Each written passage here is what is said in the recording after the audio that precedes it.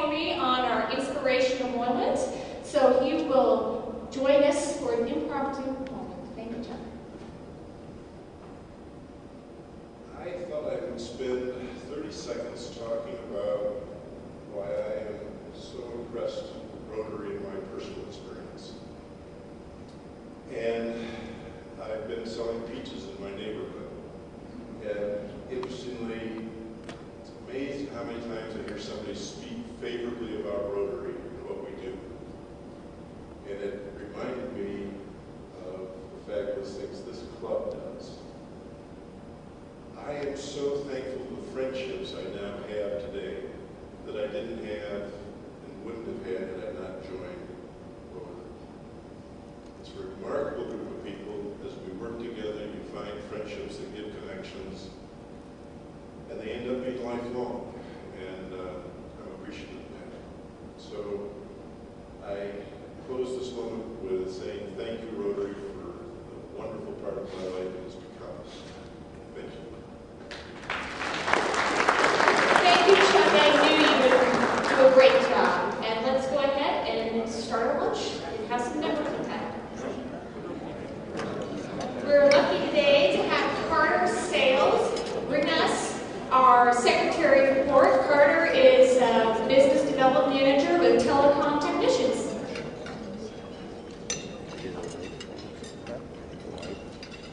Thank you, Madam President. Good afternoon, Club 31 guests. First of all, what I'd like to do is introduce our visiting Rotarians and special guests. Now, I have one visiting Rotarian, John Altman. He's from Golden, right here, and his classification is education. Thanks for visiting, John. And then I've got a lot of other guests. We'll hold our applause till the end if you would. Thank you. Are there any other visiting Rotarians that might have come today? I only have one receipt from John. What I'd like to do is introduce some very special guests. One here? Oh. Chris Weir, visiting from Annapolis, Maryland. Okay, Chris. How do you do? Welcome. You're a guest of Sue Fox, I guess, but I didn't have that on as a visiting Rotarian, so thank you very much. And a prospective new member. Just relocated. Great, oh, great, Chris. Thank you for coming.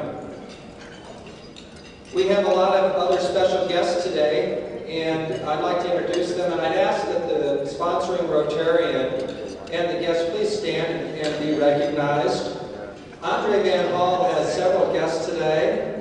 First, Nancy Van Hall is here. Lon Koenig, Steve Grund, Melissa Harris, and David Gardner. All visitors with Andre. Thank you. Ed Heath has also brought as a guest today James Morris. James over here, Ed, thank you for coming. And Brian Geis has brought Vince Franciscotti as well as a visiting guest. Right over here, welcome. Thank you for coming, Vince. We have two other prospective new members that are attending today. Lonnie Langton has brought Bethany Newman, and she's visiting over here. Bethany is actually with the Modern Woodman Fraternal Financial Organization. I also mentioned Chris Weir earlier as a prospective new member as well, so thank you all. Is there anybody that I might have missed?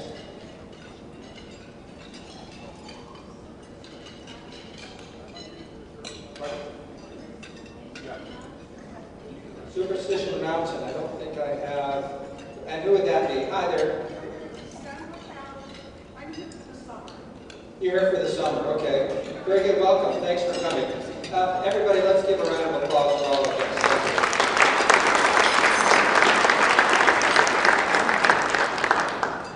And we also have some birthdays that I'd like to announce today.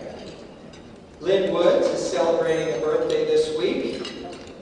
Lynn, right over here. Happy birthday, Lynn. Bud Feigl, I saw Bud earlier. Where's Bud? Here's Bud over here. Happy birthday, Bud. and Jim Woodward.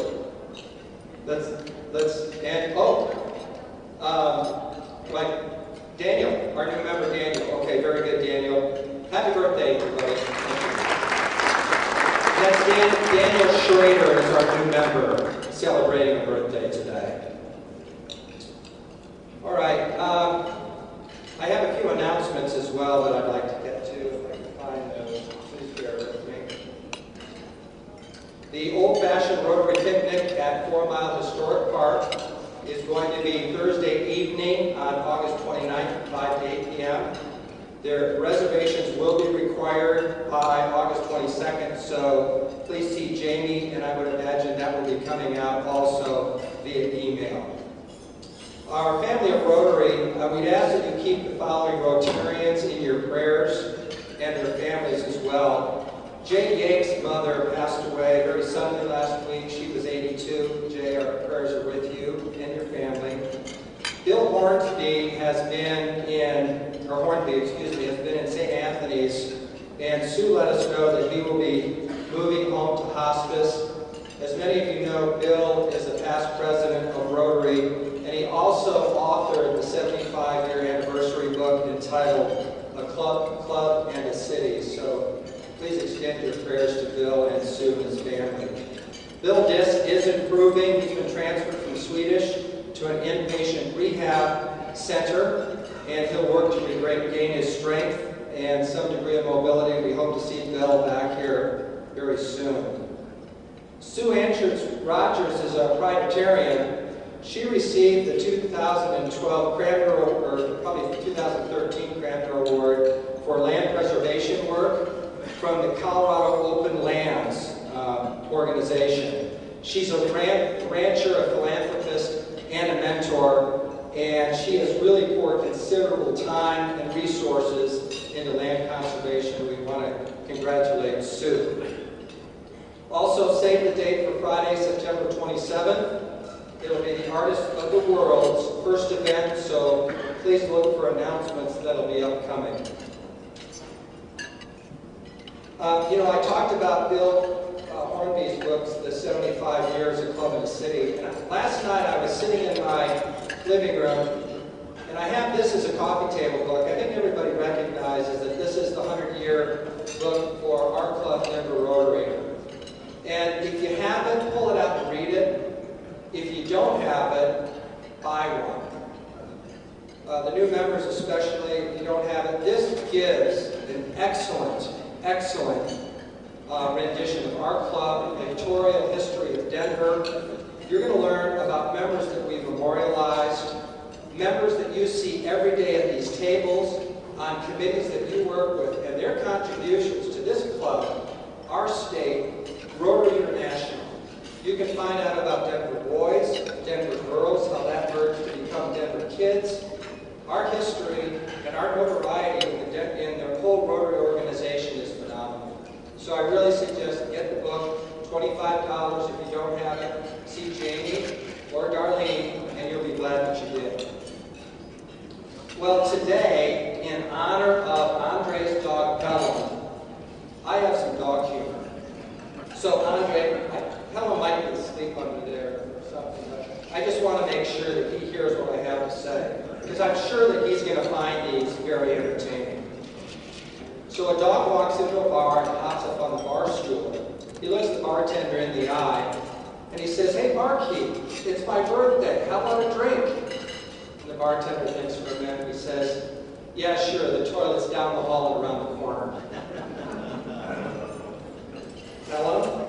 Come on. That was good. You liked that. So two Scottish nuns arrived in the United States on a ship. And as they were offloading, one nun says to the other nun, she says, "You know, in America, they eat dog here." And the other nun, "Oh, wow. Well, I guess if we're going to live in America, we have to do what the Americans do." So they got off the ship, and they saw a hot dog vendor across the way. So the Mother Supreme goes over to the hot dog vendor and says, "2 hot dogs, please." The vendor reaches into his steam cabinet and takes out 2 hot dogs that are wrapped up in foil. So they take the hot dogs and go sit on a bench, and they begin to unwrap the hot dogs in foil. And the one nun gets a very startled and horrified look on her face. She looks at the hot dog sitting there, closes up the foil, and she turns to the other nun and she said, "What part did you get?" There you go, see? So a dog thinks, hey, these people I live with, they feed me, they love me, they provide me with a wonderful, warm house, they pat me and they take really good care of me. They must be gods. And the cat thinks, these people that I live with, they feed me, they love me, they give me a really great place to live, they pat me, and they take really good care of me. I must be a god. So tell them that's the cat story. So I'd like to leave you with just a bit of dog wisdom. This is by M. Ackland. And she writes, we give dogs the time we can spare, the space we can spare, and the love we can spare. And in return, dogs give us their all. It's the best deal people have ever made. And with that, I wish you a good week, and thank you for allowing me to address the club as secretary.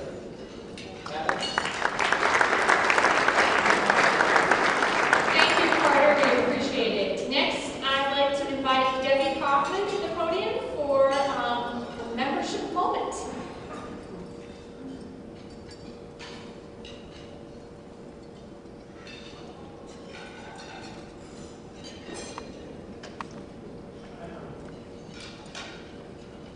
Hi everybody. There is an awful lot going on, so as I said to somebody, you are going to have to pay attention. Is everybody awake? Okay. First, we want to thank Susan Bershaver for sponsoring Rotary Connect. And it's really kind of ironic because she wasn't even able to make it. She had work or something. But the next month, on August 27th, we're doing it again at the Roundhouse Pub. And that's sponsored by Denver Kids. So that should be very exciting. The next thing that has already been mentioned is the picnic on August 29th.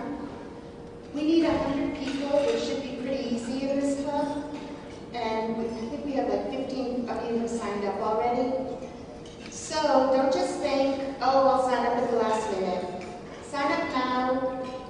Make Jamie's little heart beat faster or slower, or whichever it's supposed to do, so that we can just have some confidence that we'll have enough people, that we're going to have a good evening.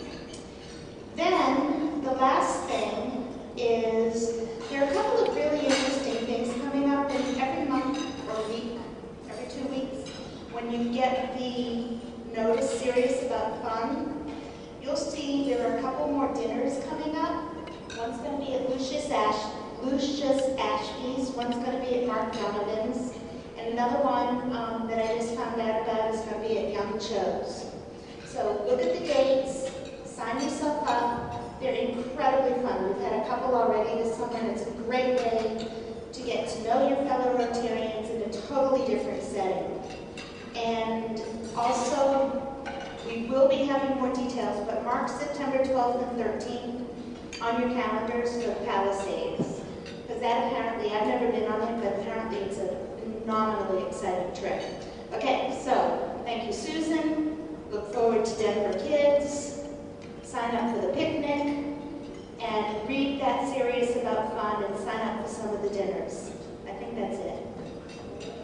That's it. Thanks. Thank you, Debbie. Now I'd like to invite Don Lewis and Sandeep Kapoor to the stage for our new member introduction.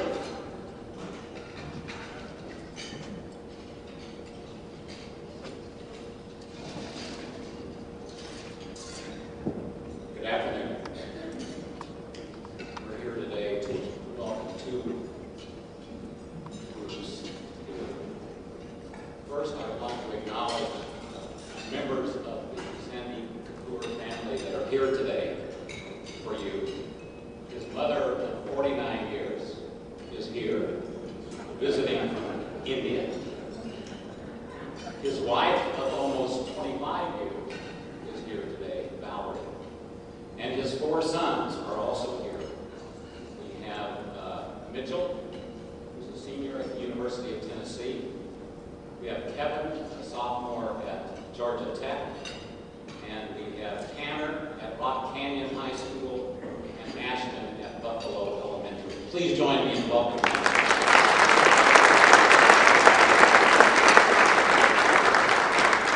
It's an honor for you to be here, for me to have you here.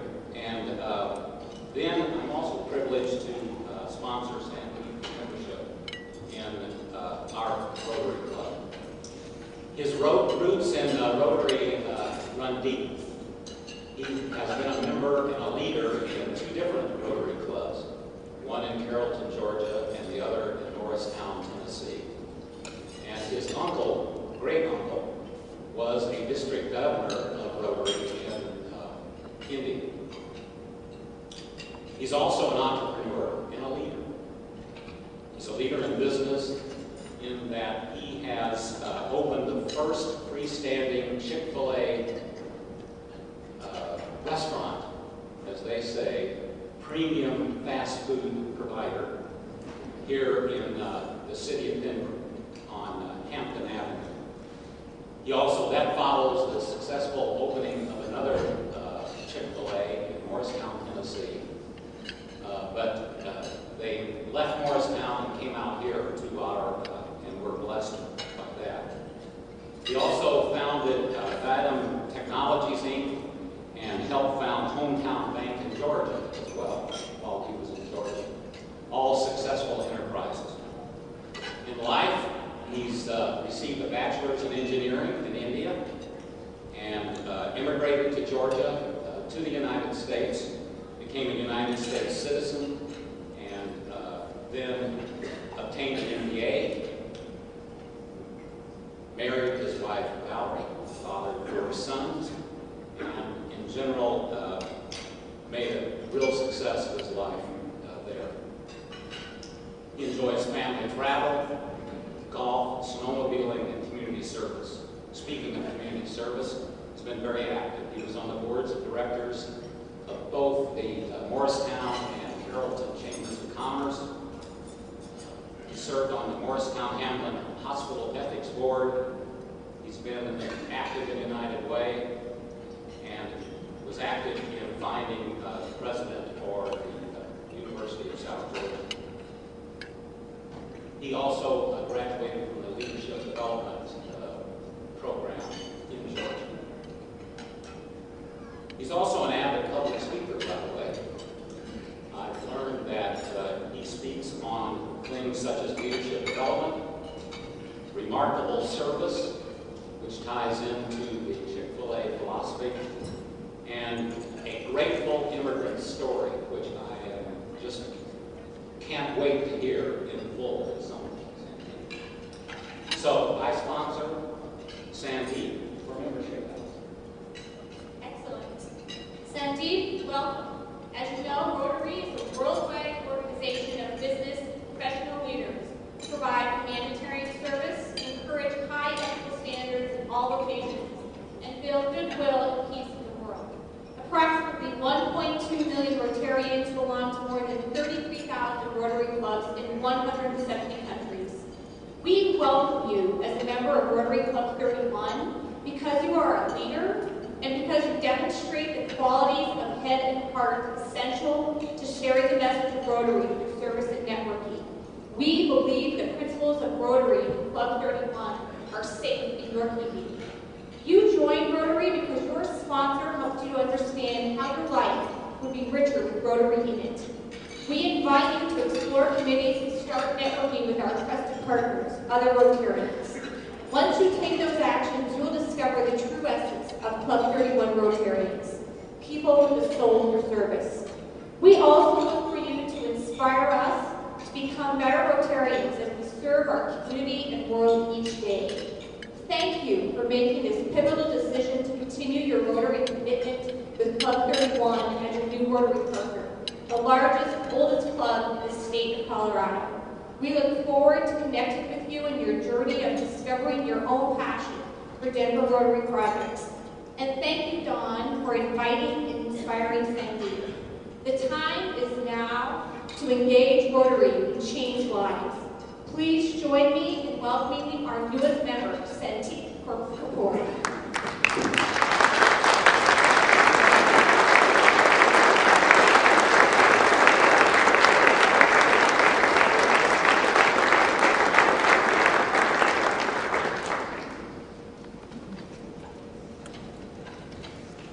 Next, I'd like to ask Jim White to join me on the stage to present our blue badges.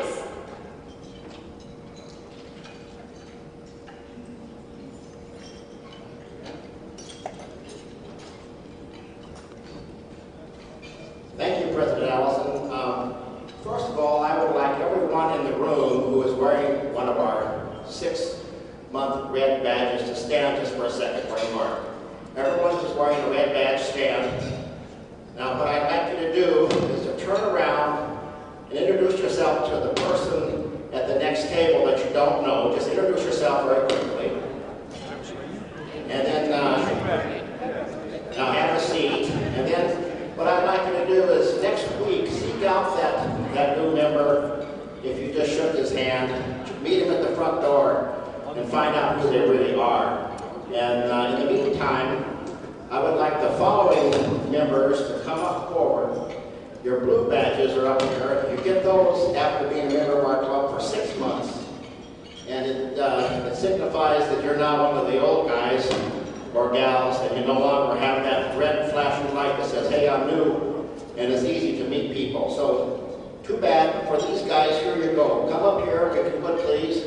Hold your applause so they all get up here, and then we'll give them their blue badges. Matt West, Mary Penny, Tim Sweeney, James Gillespie, Belinda Quiet, and Mike Roque. If you come up here, as they come up, they're going to leave their red badges on the table and get their blue ones. Let's give them all a round of applause.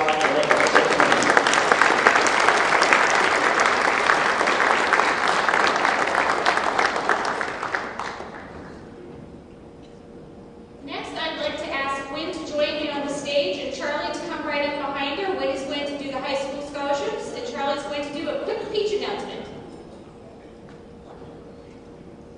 Good afternoon. I'm here asking for additional mentors for our UMB High School Scholarship Program. This year, we were able to add 9 more students to the program due to your generous donations during the cattle race at Ranch Ricky. So we are in need of 6 more female sponsors and 3 more male sponsors. This commitment entails meeting once a month for 1 hour to deliver the scholarship check and meet with your student. You and the student work out when and where is convenient for both of you to meet. All these students are high-achieving, economically disadvantaged juniors or seniors in high school. If you or your spouse, because we are in need of 6 more female members, or sponsors, if you are interested in the program, if you would contact me after the meeting or call the Rotary office. The funds that this program provides each student are very important to the students, but the true power comes from the interactions with the Rotary mentor. So please consider giving this program a try. Come see me after the meeting.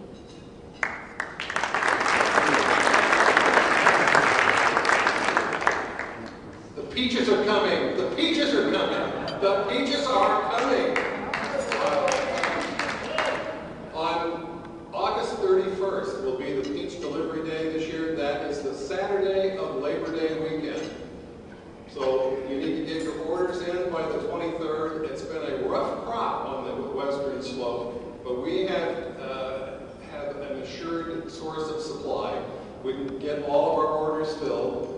$35 for an 18-pound box, that's the same price as last year.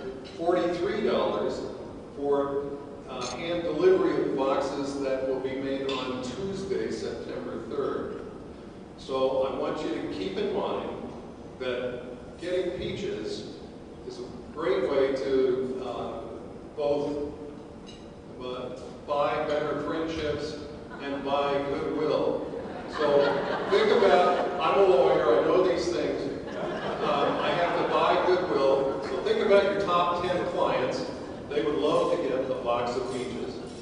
And get another 5 boxes to take home, pass around your neighborhood.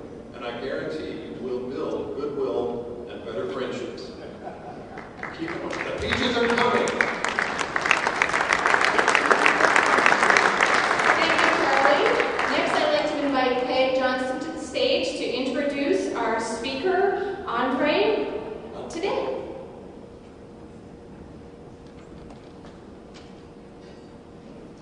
It is a pleasure to be able to introduce our Rotarian, Andre, whom you all know. He was our Rotarian of the Year 2 years ago. He planned all of the centennial celebrations of the History Colorado Museum. And I know Andre, I've known him for about 10 years, but I will say he's one of the most optimistic people that I have ever known. No matter what hits him, he always comes back with a positive. When I heard he was leaving the DAC, I got very upset. I showed up in his office that day and I said, Andre, I'm quitting, I'm out of here. And he said, no, think of the employees. They're too important. You need to stay and work there. That's who Andre is. He thinks about other people and he always looks on the right side. And now he's thinking for a new career. He might want to become a professional speaker. So today he's going to tell us about his journey from being sighted to visually impaired, and about the partnership that he has formed with his beloved Ellen. Please welcome Andre.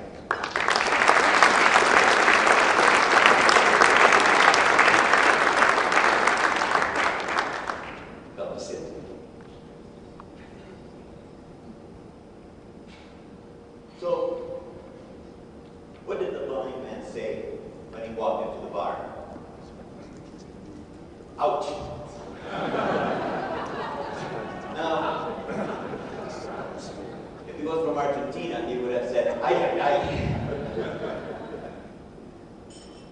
But it was a Wednesday night in August of 2011 that after visiting 4 different doctors, battery of tests, it's by now nearly midnight, and I'm in the emergency room in Littleton Hospital, that I'd get diagnosed with non-arthritic anterior ischemic optic neuropathy. It would eventually take my eyesight to worse than 2800. So it means that I see at 20 feet what you see at 800. But knowing this crowd over here, maybe I should bring it a little bit closer. But I knew that within 2 weeks, I would not be able to see anymore. And I had to take some drastic action very quickly, adapt to what for me to be a changing world. First thing I did is I said, well, I need to stay in touch with the world through my computer. So I decided I better go and learn how to use my iPhone, my iPad, my MacBook without eyesight. So I went to the Apple store and I said, teach me. How do I use it? I had something called one-to-one, which is a program that allows you to have 1 hour every week with a trainer on the specific subject of your request. And it is so that I met Melissa. And Melissa is an unbelievable trainer who I went to and I said, in 2 weeks I'm going to be blind and you need to teach me very, very fast how to use a computer. And I need to know everything there is about the Mac and how to use VoiceOver in 2 weeks. She looks at me like I'm crazy. So she said, okay, I'll teach you, but we'll take out your iPhone. And then she did something with my iPhone, turned the VoiceOver on, and then tapped on it, then all of a sudden the screen goes black. And I go, oh, you just turned it off. She says, no, I didn't turn it off. I just hid everything behind the screen so you can't cheat because you can still see. So Melissa very patiently taught me how to use a computer. And Melissa is with us here today, and I just want want you all to meet Alison. Let's stand up for a second.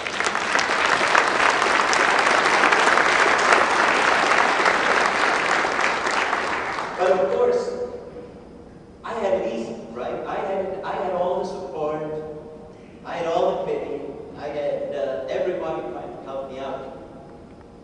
But Nancy has nobody. You know, Nancy's one that all of a sudden her life changed so dramatically. And all of a sudden she's supporting me, she's taking me everywhere. She's driving, she's holding my hand and helping me through what is the most difficult time in our marriage. And for that, I also want to recognize my wife Nancy, who is here.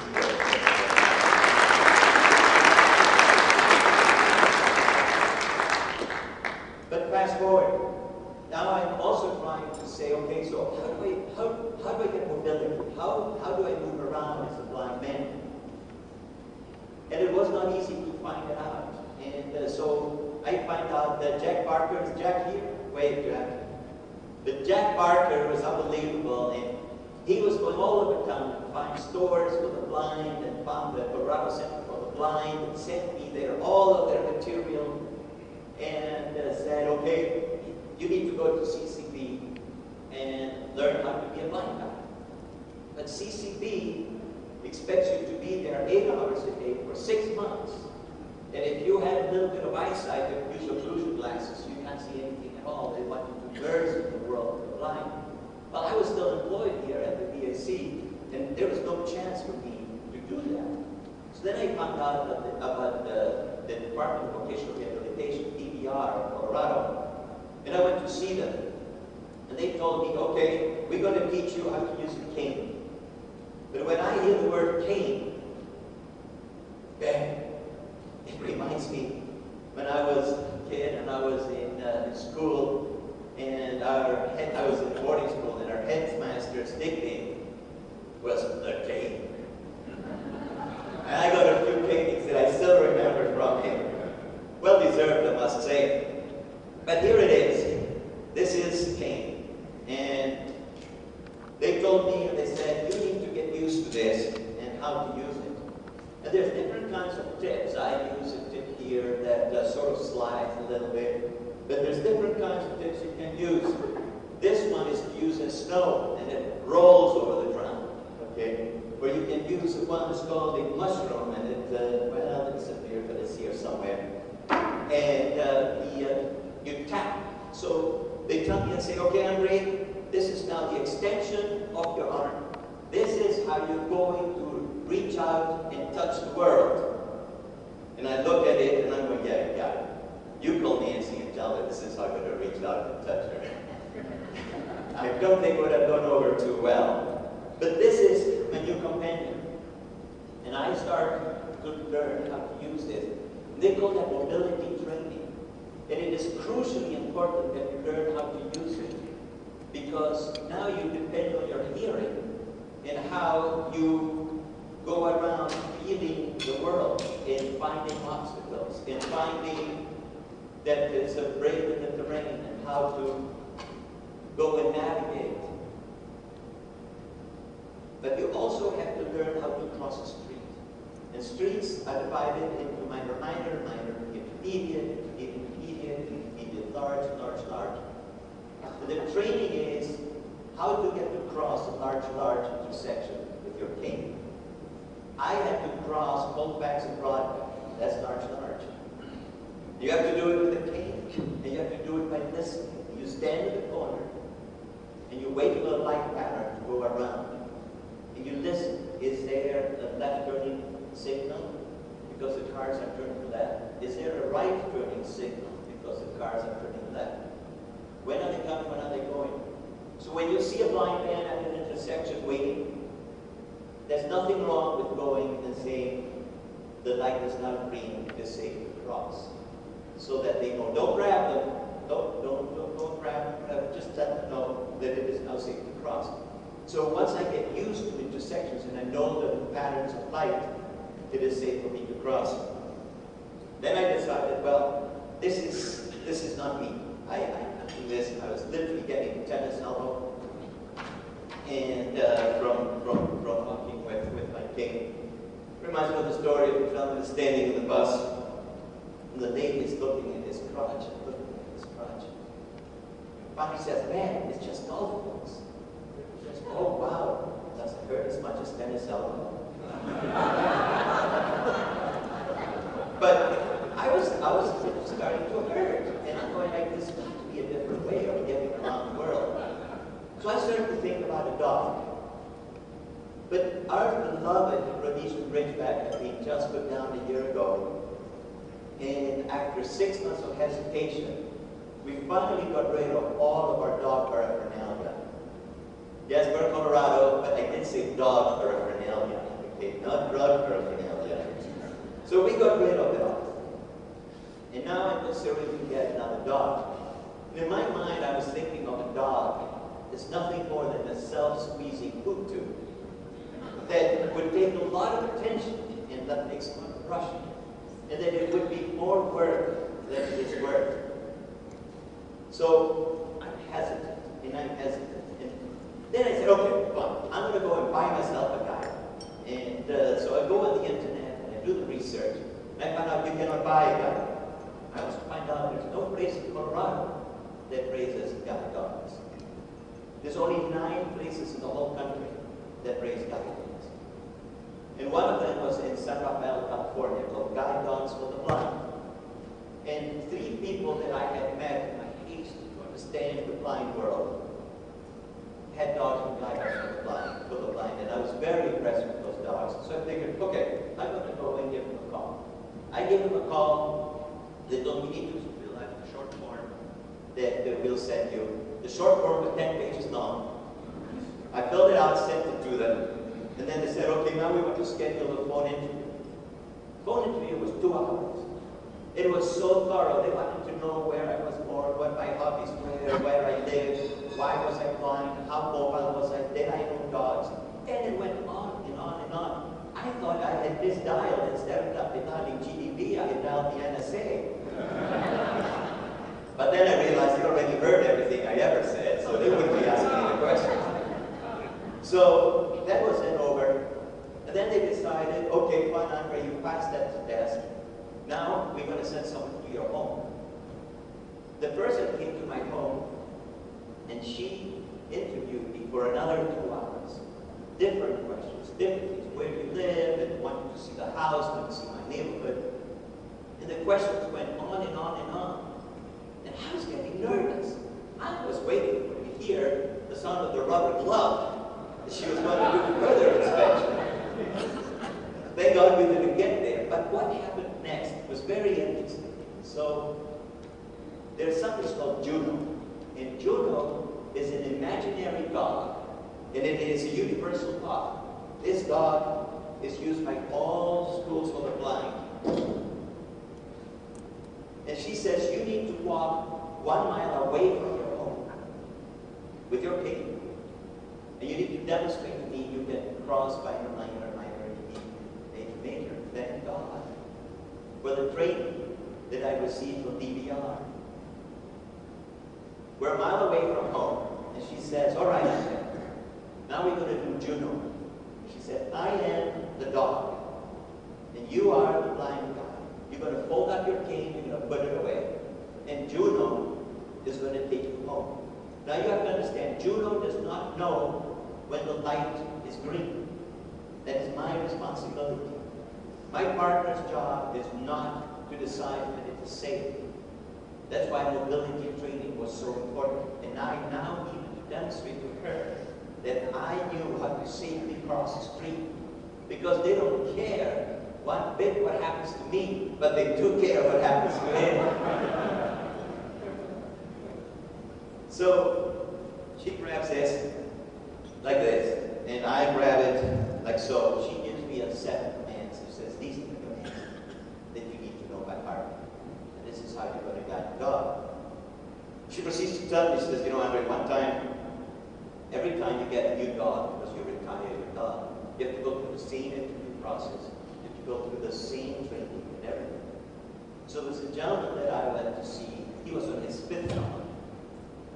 We're walking through the commercial part of town, and I'm pulling him along as Juno. And the bar barber is standing outside of the door, and he looks at us walking by, and he says, "Hey, great hombre, Joe."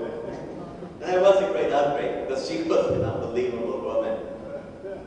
But so she's taking me around, and all of a sudden, she takes off like this, and I'm going, "Oh, what's going on?" And she says, "Well, correct me." So I go, grab, says, "Not from the handle, from the leash." So I'm holding from the leash, and I says, "Andre, that's not a correction. Correct me." So, boom. He says, "No, Andre, the real correction. Correct me." Oh, I go like this. I think I'm going to take her arm off. I ended up taking my own arm off just about. And she says, "That's how you handle the dog, Andre. I just ran after a squirrel. And you need to let the dog know not to do it." Then we're walking around, and then all of a sudden they feel this. And she says, "I just sat down. I don't want to go anywhere. I'm done walking." So she tells me how to do that. So we get back home, everything is going great. And then she tells me, "Okay, now it's going to go to a panel. The panel's going to make a decision."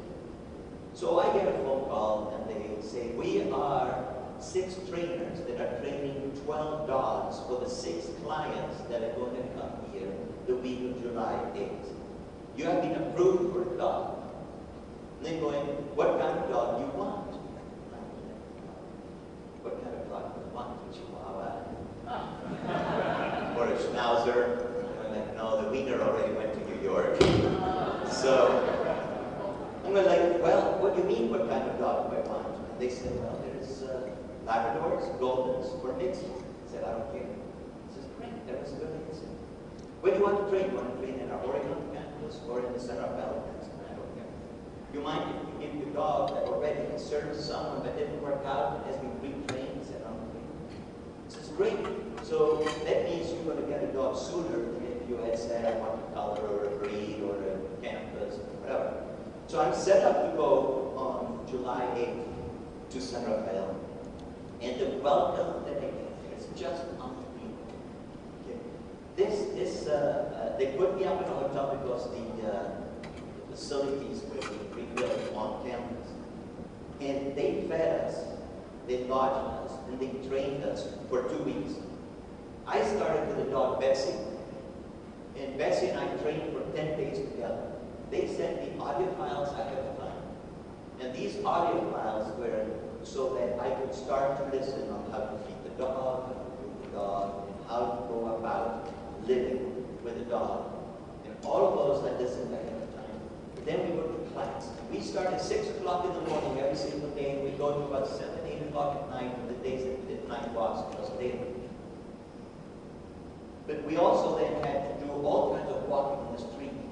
And because my eyesight down is completely gone from up here to down. And the little bit that I see is from here up, I tend to look down a lot. They kept telling me, "Andre, look up, look up." And I would still look down. But what happened is every time I looked down, Betsy would look up at me, expecting a command or something, and it was breaking the teamwork. So then what they did is they took a pair of occlusion glasses and cut the legs and stuck them on my nose. And they said, "Okay, now walk around and don't let them fall." And we're walking through the streets of San Rafael, okay, whatever. I'm got these occlusion glasses and trying to pay attention and not looking down. And it worked out okay. But there was a problem. And Betsy had a problem that, well, in German it would be scheiße. And she would have bowel movements in the middle of our work. And I wouldn't even know about it. We'd be walking down the street. And so we tried to correct it. Over 10 days, we were not able to get rid of the problem. They told me, "Andre, you go back to Denver in 4 days, and you cannot be walking down the 6th Street Mall with the dog pooping." So we're going to change dogs, and I'm devastated. I am so devastated. The relationship that had evolved over 10 days between Betsy and I was something you can't imagine. Because she had become my eyes, my legs. The freedom from that pain that I got from Betsy was so unbelievable. Now they tell me to give her up. And I'm beginning to tell you the devastation. But their concentration on quality is such that they absolutely do not want me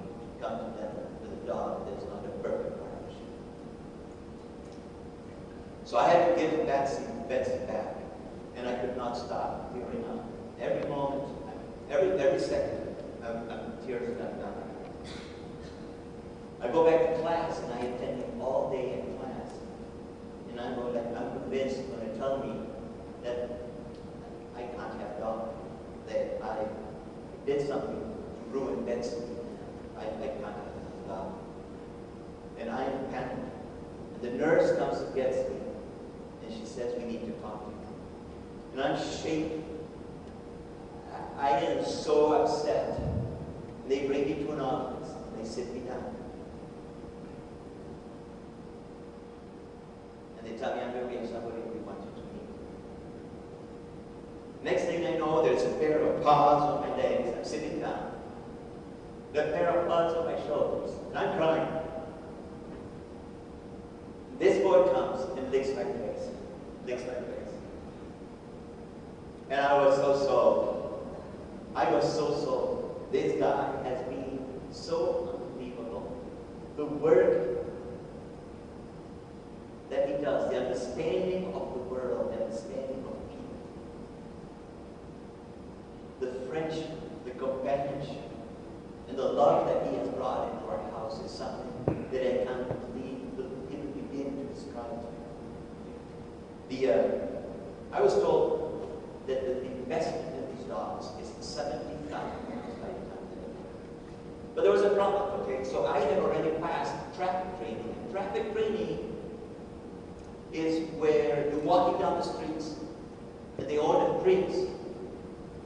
And 9 to 11 times a trainer is going to come out of nowhere to try to kill the dog immediately, to try to see if the dog reacts to this Prius silently coming out from a driveway, or silently turning from a street, or silently turning against the light when they're not supposed to. They have to deal with the police and San Rafael to be able to do that safely.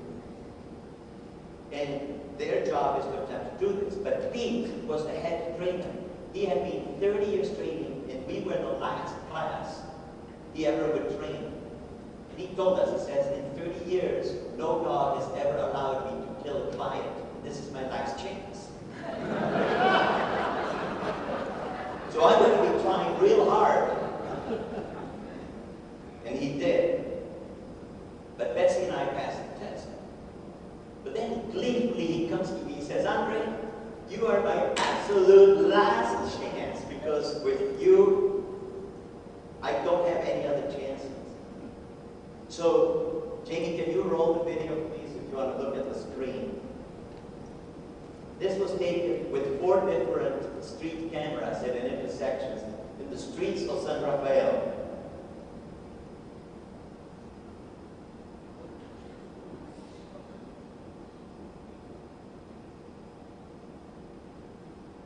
This is the different angle. The car actually crashes against the building. Now, different angle over here. The dog is the first one to hear the car coming. So this was, of course, not me being trained. This was a couple of months later. But this just happened.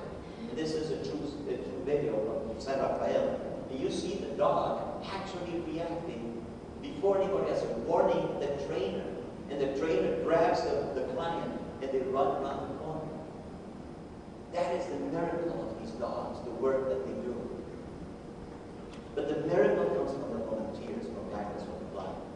So he was trained by a lady in Clovis, California. So there's a breeding stock, and the breeding stock is held by volunteers. And when it's time for the dog to have a little party, and they call the breeder and say, hey, bring the dog over. And they have them over there until they start the pregnancy, and they check the dog and then send the dog back. And then, when they whelp the dogs, they start training them that way as tiny little puppies, and they roll shopping carts next to them to see how they react. They make noises next to them to see how they react. They literally take these little puppies to a field, they shoot a gun to see how they react. And then eventually they pass all these tests. They're given to a puppy raiser. The puppy raiser from Columbus in Clovis, California, she did an unbelievable job to this boy. And 14 months later, she has to turn him over. And she did so on stage, unique. After we trained, we had graduation. And then it's the most emotional thing you'll ever see in your lives. When they come to stage and bring the dog to you, and they officially hand you the dog. You now own this dog. It is going to be the companion for the rest of his life. So, to recap, what did the blind man say when he walked into the bar? Aye. He has a guide dog. Of course, he says, Scotch and soda, please. Thank you very much.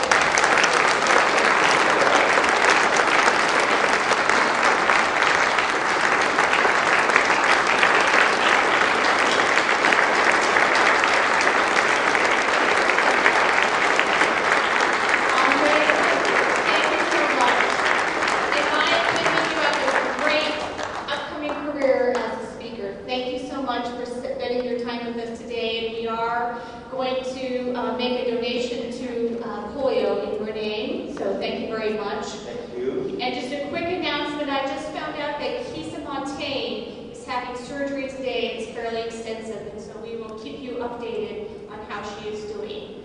Thank you for joining us today. Have a great week. We're adjourned.